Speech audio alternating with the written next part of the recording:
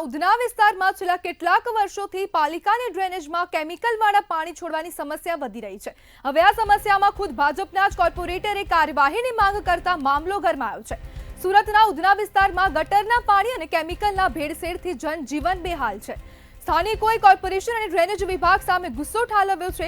ભલે સ્થાનિકો અવારનવાર રજૂઆતો કરે છે, છતાં અધિકારીઓ પર કોઈ અસર ન થતી હોવાનું લોકો કહી રહ્યા છે। કેમિકલ મિશ્રિત ગટરનું પાણી રસ્તાઓ પર વહે છે, ઘરોમાં ઘૂસે છે। સ્થાનિકો કહે છે કે છેલ્લા ઘણા મહિનાઓથી ફરિયાદ કરી રહ્યા છે, પરંતુ તાત્કાલિક ઇજનેર સુજલ પ્રજાપતિ માત્ર મેન્ટેનન્સની વાતો કરે છે। જ્યારે લિંબાયત, ડિંડોલી અને ગોડાદરા જેવા વિસ્તારોએ નવી ગટર લાઇનની મંજૂરી મેળવી લીધી છે, ત્યાં ઉધનાનું નામું નિશાન પણ નથી। ત્યારે સ્થાનિક કોર્પોરેટર અને ભાજપના આગેવાન સોમનાથ મરાઠે પોતે આ બાબતે ઉગ્ર ચીમકી આપી છે। જો આગામી દિવસોમાં કામગીરી નહીં થાય તો જનતાને સાથે રાખીને આંદોલન કરવા મજબૂર થવું પડશે। ખુદ ભાજપના જ કોર્પોરેટરે ભ્રષ્ટાચારના આક્ષેપ કરતા કહ્યું કે ડ્રેનેજ વિભાગના કેટલાક કર્મચારીઓ હપ્તાખોરી કરી રહ્યા છે, તેમની સામે ફોજદારી ગુનો નોંધાવવો જોઈએ। કેમિકલ અને ગટરના પાણીથી લોકો પરેશાન છે, ત્યારે વિપક્ષ ખાડીપુર અને ખાડાઓને લઈને વિરોધ કરી રહ્યા છે। બીજી તરફ ઉધનામાં અધિકારીઓની બેવડી નીતિ જોવા મળી રહી છે। માત્ર અધિકારીઓને ભ્રષ્ટાચાર કરવા માટે બેસાડ્યા છે, નાગરિકોની સમસ્યાનું કોઈ નિરાકરણ નથી આવતું। ત્યારે ભાજપના જ કોર્પોરેટરે આક્ષેપ કરતા હોય તો તે મામલામાં તથ્યો તો હશે જ। અધિકારી કર્મચારીઓ સામે કાયદેસરના ફોજદારી ગુના નોંધી કામગીરી થાય તેવી લોકો દ્વારા માંગ કરવામાં આવી રહ્યા છે। ત્યારે કોર્પોરેટર દ્વારા પણ હવે કાર્યવાહીની માંગ કરી છે, અને જ્યારે જે જવાબદાર અધિકારીઓ છે, જવાબદાર જે લોકો છે, તેમની સામે હવે ક્યારે કાર્યવાહી થશે તેવી પણ હવે લોક માંગ ઉઠી છે, અને સાથે સાથે ભાજપના જે કોર્પોરેટર છે તેમને પણ માંગણી કરી છે। હવે સીધા સવાલો સીધા તંત્રને થઈ રહ્યા છે કે ક્યારે ગટરના પાણીનું નિરાકરણ આવશે અને ક્યારે હવે જે ઉધના વિસ્તારની પ્રજા છે તેને ગટરના પાણીથી રાહત મળશે।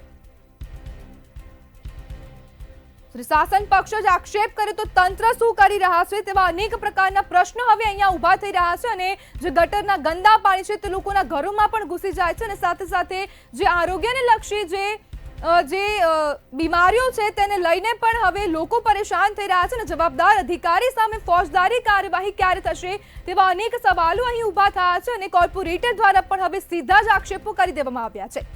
તંત્રમાં માત્ર ભ્રષ્ટ અધિકારીઓ જ છે તેવું અહીંયા સ્પષ્ટપણે દેખાઈ રહ્યું છે, અને હવે આ જે ગટરના ગંદા પાણી છે અને જે કેમિકલવાળા પાણી છે તેનું નિરાકરણ ક્યારે આવશે તેવી હવે લોક માંગ ઉઠી છે, અને સાથે સાથે લોકોએ પણ ચીમકી આપી છે કે હવે જો આ સમસ્યાનું નિરાકરણ નહીં આવે તો હવે આંદોલન કરવાની પણ ફરજ પડશે।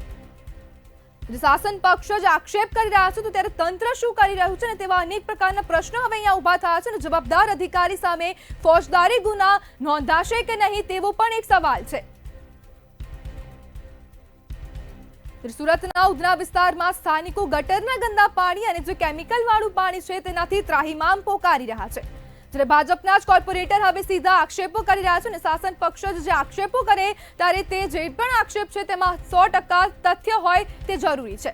જ્યારે કેમિકલ અને ગટરના પાણીથી હવે લોકો પણ બેહાલ થઈ ગયા છે, અને જે આરોગ્યલક્ષી જે બીમારીઓ છે તેને લઈને પણ અનેક સવાલો ઊભા થઈ રહ્યા છે, અને જીવના જોખમ પણ હવે જોવા મળી રહ્યું છે, જ્યારે ખુદ ભાજપના જ કોર્પોરેટર આક્ષેપો કરી રહ્યા છે। વડોદરામાં અધિકારીઓની બેવડી નીતિ સ્પષ્ટપણે જોવા મળી રહી છે। હવે તો ભાજપના જ કોર્પોરેટર બોલી પડ્યા છે, અને ભાજપના જ કોર્પોરેટરે તંત્ર પર સીધા આક્ષેપો કરી દીધા છે।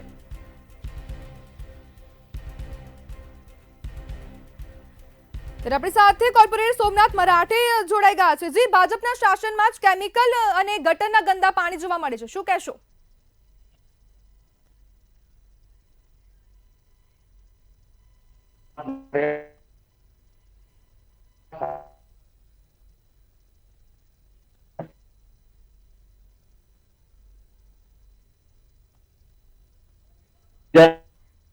જી સોમનાથભાઈ, ભાજપના શાસનમાં ગટરોના ગંદા પાણી અને કેમિકલ વાળા પાણી જોવા મળે છે, શું કહેશો?